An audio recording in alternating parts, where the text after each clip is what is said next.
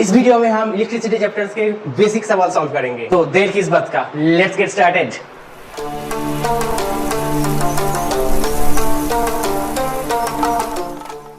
चलो question number 5 को देखते हैं क्या बोल रहा है ये। Draw a schematic diagram of a circuit consisting of a battery of 3 cell. इसका मतलब बैटरी सेल से बने होते हैं और हर एक सेल कितनी वोल्ट की, 2 वोल्ट, तो 3 मिला के कुल क्या होगी 6 वोल्ट।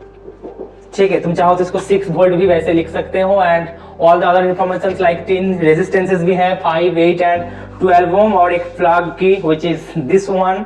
एंड और क्या ये है स्कीमेटिक डायग्राम। तो पहला सवाल का आंसर तो वैसे ही हो गया, कुछ है नहीं इसमें खास। तो अब दूसरे सवाल की तरफ बढ़ते हैं। वो क्या कह रहा है कि redraw the circuit of this. Okay, बनाया मैंने। एक एमीटर भी बना लो। ठीक है, ये देखो एमीटर। और तुम जानते हो एमीटर क्या करती है, करंट मेजर करती है किसी भी सर्किट में, है ना। और वोल्ट मीटर क्या करती है, किसी भी रेजिस्टेंस के अक्रॉस में पोटेंशियल ड्रॉप मेजर करती है बेसिकली। तो जाहिर सी बात हम एमीटर को सीरीज में कनेक्ट करेंगे एंड वोल्ट मीटर को पैरेलल में कनेक्ट करेंगे। देखो ammeter reading and volt meter reading को पता करने के लिए हमें सबसे पहले क्या करना होगा, ये जो सर्किट है ना इसका इक्विवेलेंट सर्किट बनाना पड़ेगा। अब कई लोग सोच रहे हो sir what is the meaning of equivalent circuit. Equivalent circuit तो ऐसे यही है। तो हमें क्या करनी है ना, इक्विवेलेंट रेजिस्टेंस पता करनी है more precisely. One question might arise in your mind, sir what is equivalent resistance. इस मोबाइल का रैम अच्छा, उसका रम, इसमें कैमरा अच्छी है, उसका बैटरी बड़ा है। इतने सारे मोबाइल खरीदोगे मेरे भाई, अगर इतने सारे खूबियां एक के अंदर आ जाएगी तो हमारे जिंदगी में बारिश, खुशियां की बारिश होने लगेगी। चाहे वो एक अच्छा स्मार्टफोन हो या अच्छी क्वालिटीज वाली गर्लफ्रेंड।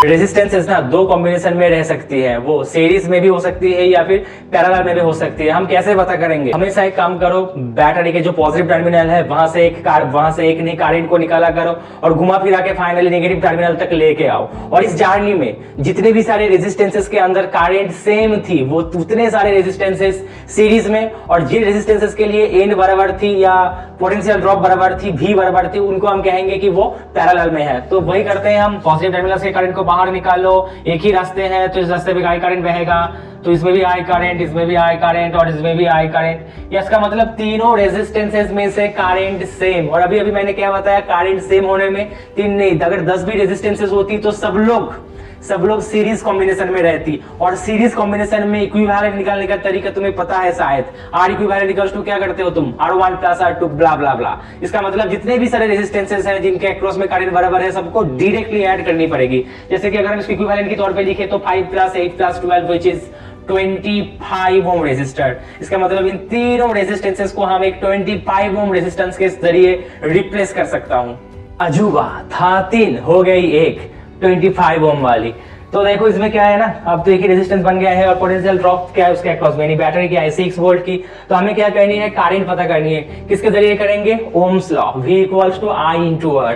अगर हम इस करंट को कैलकुलेट करें तो V = I, तो I = V/R could be written as, तो करंट क्या बन के आएगी 6/25 ampere. And now what you need to do, you need to calculate potential drop across that 12 ohm resistor. और इस कॉन्सेप्ट को ढंग से समझाने के लिए मैं एक कहानी बताऊंगा। 11-12 में ना मेरा एक अजीबोगरीब दोस्त था नहीं, अभी भी है। वो ना लेडी किलर या खिलाड़ी कुमार टाइप्स का एक शख्स था। उस वक्त ना उसके पास 4 गर्लफ्रेंड्स थी। और गम की बात ये थी वो 4 उससे भी कई गुना बड़ी खिलाड़ी थी, एक से बढ़कर एक। नाम नहीं बताऊंगा, डांट पड़ेगी। और उन चारों में से एक तो शायद हमारे साथ पढ़ती थी, 2 जूनियर्स थी और एक सीनियर भी। तो हम देखते थे जब भी उस दोस्त के पास कुछ पैसा आ जाता ना, तुरंत उन चारों ने मिलकर उसको लूट ही लेती। और गलती उन चारों की नहीं बल्कि मेरा दोस्त का ही था, क्योंकि वो बार बार जाके उसके साथ मिलके पैसा खर्च करते थे, कभी रेस्तोरां, कभी शॉपिंग मॉल, कभी coffee shop and so on. तो हम उन चारों को ना जेब नहीं बल्कि लूटने वाली कहकर बुलाती थी। सामने नहीं पीछे से बुलाती थी वैसे। और सोचो किस प्रकार का दोस्त था हमारा, कभी हमें एक कप चाय भी नहीं पिलाया और उनके पीछे देखो 100 रुपया खर्च कर देते थे।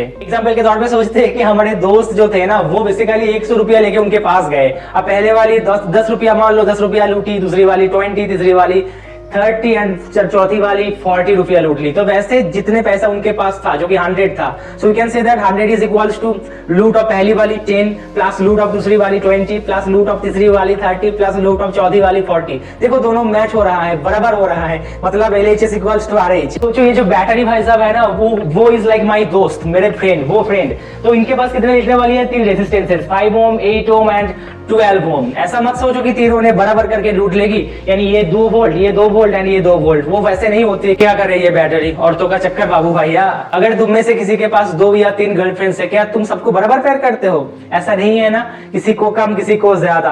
अगर ये रेजिस्टेंसेस के वैल्यू बराबर होती, या मान लो 5 ओम 5 ओम 5 ओम, तब क्या होती, तब इक्वल हिस्सा में वो बांट जाती। बट इसमें जैसे कि तुम देख पा रहे हो रेजिस्टेंसेस की वैल्यू अलग अलग है, 5 ओम 8 ओम एंड 12 ओम, इसलिए क्या लूटने वाली की अमाउंट भी अलग अलग होगी। पहली वाली कुछ कम लूटेगी, दूसरी वाली ज्यादा, तीसरी वाली और भी ज्यादा, वैसे करके। तो फिजिक्स के भाषा में हम उसको ही क्या कहते हैं, potential drop of individual resistance. तो मान लो कि ऐसा मैं सोच रहा हूँ कि पहली वाली जो लूटी है वो V1 है, दूसरी वाली ने जो लूटी है वो V2 एंड तीसरी वाली ने जो लूटी है वो V3। तो मैं क्या बोल सकता हूँ, तो जितना पैसा या जितना एनर्जी मेरे दोस्त लेके गया था, जो कि इस केस में क्या है बैटरी भाई साहब 6 वोल्ट लेके गया था, वो 6 वोल्ट किसके साथ बराबर होगी, वो तीनों की ड्रॉप के समेशन के साथ। इसका मतलब मैं 6 को लिख सकता हूँ V1 plus V2 plus V3। अब देखो इंडिविजुअल ड्रॉप कैलकुलेट करने के लिए क्या होगी, ड्रॉप का फॉर्मूला तुम जानते हो, V equals to I into R by ohm's law. तो I देखो सबके लिए सेम है, जो कि है 6/25। अब क्या करनी है तुम्हें, ड्रॉप कैलकुलेट करने के लिए उसको रेजिस्टेंस से मल्टीप्लाई करनी है, लेकिन ये टोटल या इक्विवेलेंट रेजिस्टेंस नहीं, क्योंकि हम क्या कर रहे हैं, इंडिविजुअल ड्रॉप कैलकुलेट कर रहे हैं। तो कौन सा रेजिस्टेंस से मल्टीप्लाई करेंगे करंट को, जाहिर सी बात इंडिविजुअल रेजिस्टेंस से करंट को मल्टीप्लाई करेंगे तो इंडिविजुअल ड्रॉप भी निकल के आएगा। तो चलो अगर हम V1 के लिए ड्रॉप कैलकुलेट करेंगे तो I इंटू R, करंट तो बराबर है मेरे दोस्त 6/25 इंटू रेजिस्टेंस क्या है 5। इसके लिए क्या होगी बोलो, करंट तो बराबर है 6/25 इंटू 8। इसके लिए भी बराबर होगी, क्या होगी 6/25 इंटू 12 व्हिच इज 72/25 वोल्ट। अगर तुम चाहो तो इसको चेक भी कर सकते हो कि दोस्त जितना पैसा खर्च कर रही थी और लूटने वाली ने मिलके जितने पैसा लूट रही थी, क्या ये दोनों बराबर है कि नहीं। इसका मतलब जो एनर्जी या जो ड्रॉप बैटरी के अक्रॉस में है, क्या ही उसका साम तीनों के साथ बराबर हो रही है कि नहीं। तो देखो V1 क्या है बोलो 6/25 इंटू 5, इसका मतलब 30/25। V2 क्या है बोलो 6/48/25 प्लस V3 क्या है देखो 72/25। तो तुम चेक कर सकते हो 25 एलसीएम होगी, तो अगर इसको ऐड करेंगे तो 150 सिंप्लीफाई करने में, हाँ वही आ रहा है 6 वोल्ट। और बैटरी वैसे भी कितना प्रोवाइड कर रहे थे 6 वोल्ट। तो टोटल लूटने वाली की साम भी क्या निकल के आई 6 वोल्ट। बट ये हमारा सवाल नहीं था, सवाल क्या पूछा था कि calculate drop across V3 only, और V3 के अक्रॉस में ड्रॉप क्या आया 72/25। Finally come to the answer. तो एमीटर रीडिंग क्या होगी 6/25 एम्पियर एंड इस वोल्ट मीटर की रीडिंग जो कि किसके अक्रॉस में है 12 ओम, यानी तीसरी वाली के अक्रॉस में उसका रीडिंग क्या होगी 72/25 वोल्ट। ओके, अगर तुम चाहो तो 8 ओम की ड्रॉप और 5 ओम की ड्रॉप भी कैलकुलेट कर सकते हो, जैसे मैंने बताया अभी।